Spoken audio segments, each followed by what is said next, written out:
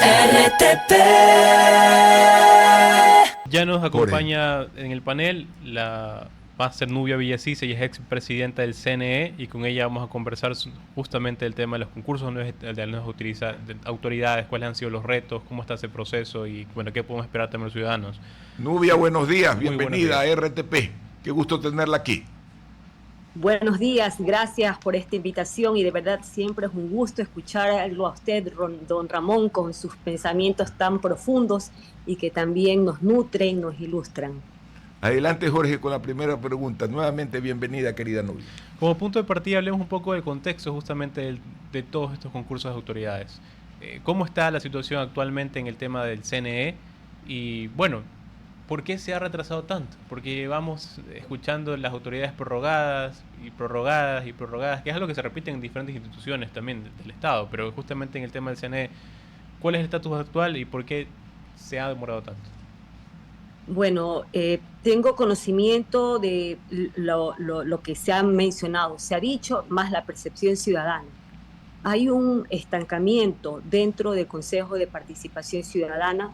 Existe, a mi criterio, poca voluntad porque se ha viciado con la política en el tema de designación o nominación de autoridades, como es el caso del Consejo Nacional Electoral y también de los jueces del Tribunal Contencioso Electoral. Es decir, es la función electoral la que actualmente se encuentra prorrogada y es una prórroga de más de 3 años, casi 4 años prácticamente. Esto de aquí sí preocupa porque el hecho de que autoridades estén prorrogadas demasiado tiempo tienen vicios de poca transparencia, de poca claridad en los procesos electorales, ya que esa prórroga incide en las decisiones de las autoridades prorrogadas y eso incide en la calidad de la democracia, específicamente en las condiciones en las cuales se van las elecciones, las condiciones en las cuales se inscriben los candidatos, las condiciones en las cuales las organizaciones políticas se extinguen o se mantienen o se crean en su personería jurídica, producto de esas decisiones, producto de una prórroga tan extendida. No es saludable.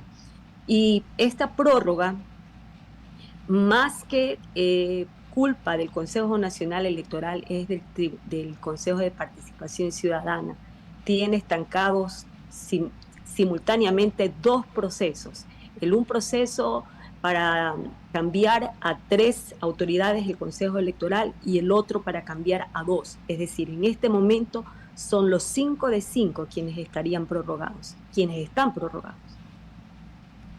Bajo ese contexto, quisiera ampliar un poco la respuesta que usted nos da en el sentido de que esto es, o el cambiar autoridades es justamente saludable para una democracia y hay que conversar un poco más del tema porque creo que como ciudadanos también lo tenemos un poco, no sé, normalizado, esta situación de prorrogar tras prorrogar autoridades y es algo que justamente no debería suceder. No sabemos, como usted lo menciona, cuánto va a demorar un poco estos procesos, porque depende del Consejo de Participación Ciudadana y Control Social, que también es un organismo cuestionado a su manera. Pero luego, suponiendo el caso de que justamente ya se den esta elección de las autoridades, ¿qué podríamos hacer también a futuro o a largo plazo para intentar visualizar que este tipo de situaciones ya no vuelvan a suceder? Porque no es saludable para una democracia, como usted lo menciona, tener autoridades prorrogadas todo el tiempo.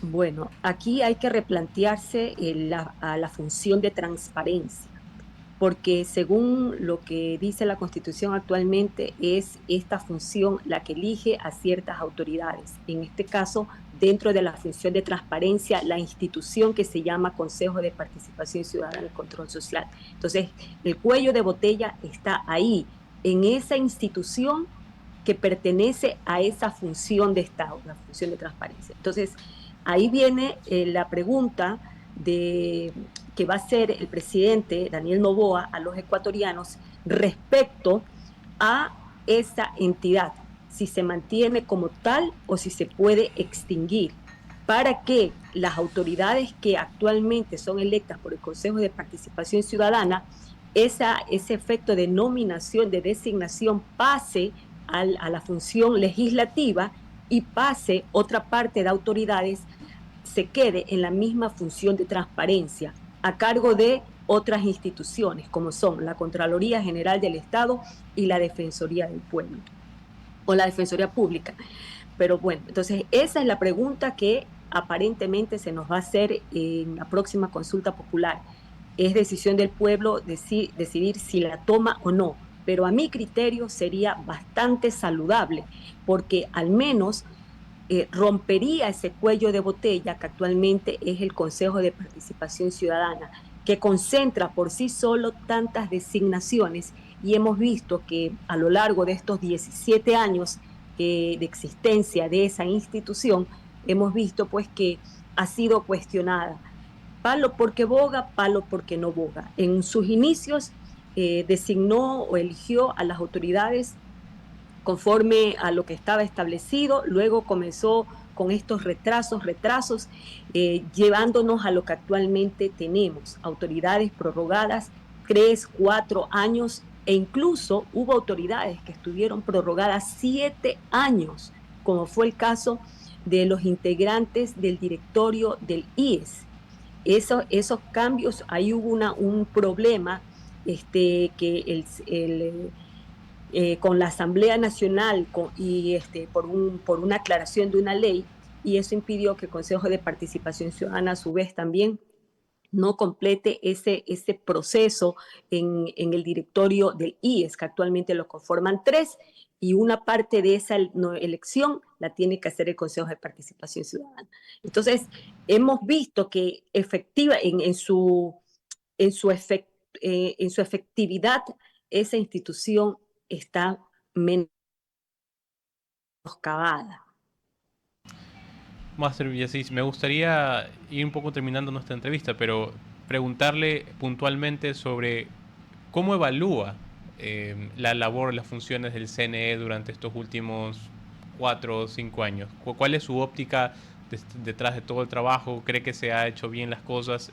Sobre todo también tomando en cuenta que, bueno, hay un contexto de autoridades prorrogadas y demás, pero también tenemos nuevas elecciones o una consulta popular, mejor dicho, ya que en teoría debería ser más o menos en el mes de diciembre. Luego tenemos las elecciones seccionales dentro de también un año un poquito más.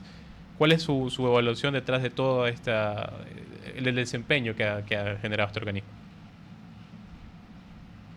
Bueno, en la mayoría de su actividad, a mi criterio, ha sido deficiente. ¿Por qué? En primer lugar, ellos quitaron la ISO electoral, que es una ISO de excelencia para procesos electorales. El Ecuador fue el segundo a nivel mundial latinoamericano en obtener una ISO electoral. Eso daba una garantía para que los procesos electorales tengan uniformidad de criterio en todas las provincias, para que exista más transparencia, incluso con las organizaciones políticas y con las candidaturas. ¿Qué originó que se quite la ISO electoral? Por ejemplo, ¿usted se acuerda esto de los famosos de los teléfonos? ¿Cómo es que se llama? Que la fotografía para evitar el voto carrusel, que luego el voto carrusel, que antes era sin teléfono, pero después se lo transformó con el teléfono. Ya, con las buenas prácticas electorales de la ISO, por ejemplo, eso ahí estaba incluido, de que en todos los procesos electorales tenía que existir la prohibición de los móviles. Quitaron todo eso. Quitaron el tema de las auditorías, pero con estándares internacionales. Esas auditorías que se hacían antes y que quedaron con la ISO ya no son tal. Ahora las auditorías se hacen en forma diferente. Quitaron adicionalmente, por ejemplo, las condiciones o los lineamientos para cada proceso electoral tienen que ser inamovibles un año antes de un proceso electoral. Y hemos visto que han quedado en silencio, no dijeron nada cuando hubieron modificaciones en las condiciones en las cuales se presentaban las candidaturas en este último proceso electoral, sin tener que señalar algo específicamente. Pero cuando se empieza un proceso electoral ya no se pueden modificar las reglas del juego. Y en el último proceso hubieron modificaciones en torno a si se pedía licencia o no se pedía. Bueno, unas situaciones que tenían que haber sido manejadas como se había manejado siempre, porque la norma sí daba y hasta actualmente sí da para que el Consejo Nacional Electoral, cuando existen vacíos de norma, la supla a través de reglamentos. Es decir, sí tenía potestad para haber decidido y se quedaron en silencio, lo cual generó cierto malestar a nivel de candidaturas.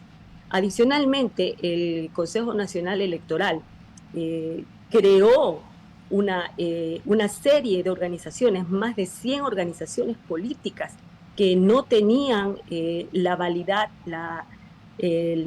las firmas que se necesitaban.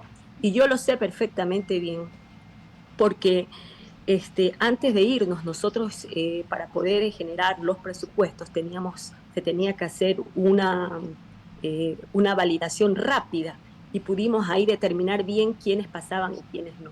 Entonces, varios de los integrantes que actualmente están en el Consejo Nacional Electoral le dieron vida jurídica a organizaciones políticas que no tenían las suficientes firmas que se necesitan. Entonces, durante todo este tiempo tampoco ha existido el control hacia las organizaciones políticas en el cumplimiento, que es algo normal que se da dentro de la institucionalidad electoral. Hemos visto de verdad poco de eso de ahí. Entonces, ¿por qué ocurre eso? Porque están prorrogados, tienen mucho vicio político. Además, cuando ellos llegaron al Consejo Electoral, ellos llegaron auspiciados por una organización política cuando eso no era permitido. Y luego dijeron, no, eso de ahí, ¿cómo es que se llama? Una vez que llegaron al puesto, nosotros ya nos desquitamos toda vinculación política y solamente actuamos de forma imparcial. Pero hemos visto en este lapso de tiempo que no ha sido así. Va a ser, Bellacis, le agradecemos muchísimo por su tiempo. Tenemos que irnos a un corte comercial, pero antes de eso agradecerle justamente a usted por su tiempo y quedamos pendientes para una siguiente conversación. Gracias a ustedes. Buen día. RTP